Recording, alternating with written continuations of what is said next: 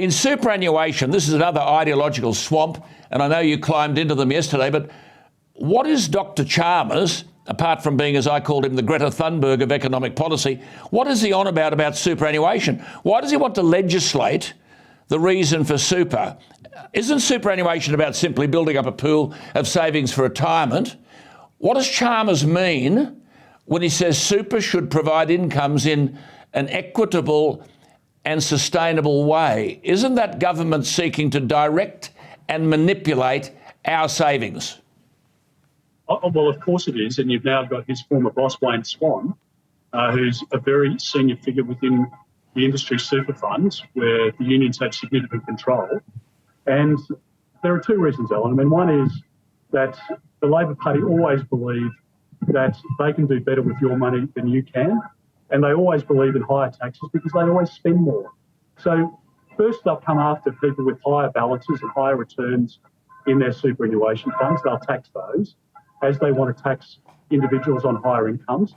And then when that falls short and they don't have enough money collected, they'll come after people on the next rung down and the next rung down after that. So if you're an aspirational Australian working hard, wanting to provide for your retirement, wanting to provide for your children to have a good education, to have a nice home, to have a good lifestyle, the Labor Party is not your party.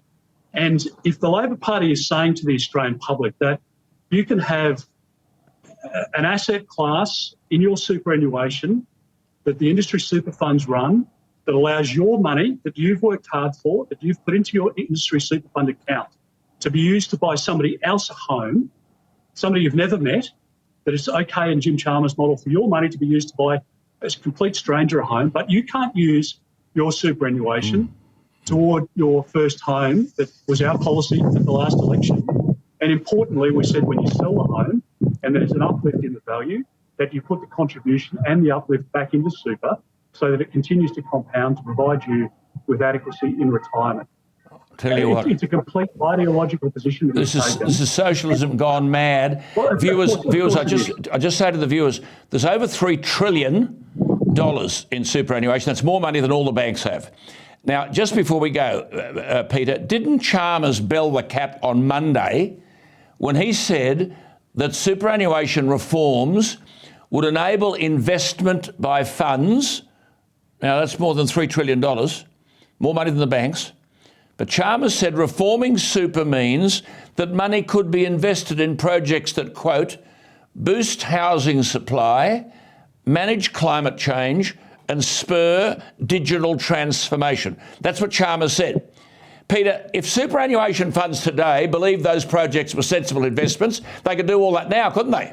This is the old socialism rearing its head. Of course they can. Absolutely, you're absolutely right, Alan. I mean, what you want if you're putting money into your superannuation fund is to maximise the return. I mean, the higher the risk, then as people well know, I mean, your viewers well know this. I mean, if you're placing your money at a younger age into a higher risk strategy, you'll get a higher return. But it comes with a risk, and there's downturn, and maybe the cycle turns down and you can pick it up closer to retirement, etc. But if you're close to retirement and you've got a balance of superannuation in your superannuation fund of, say, $750,000 or $1 million, and you've worked hard, you and your wife have worked hard for that money, and you are relying on that, you don't want Jim Chalmers to come along and say, well, I'm going to mandate that your money, at least part of your money, is going to go into a fund for social housing. Or solar panels.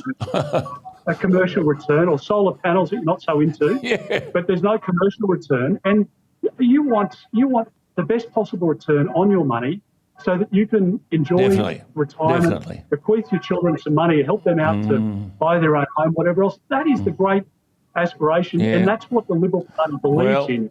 The Labor Party believes in taking your money and doing with it as they want. Absolutely. Well, look out. They're coming after our money, I'm telling you.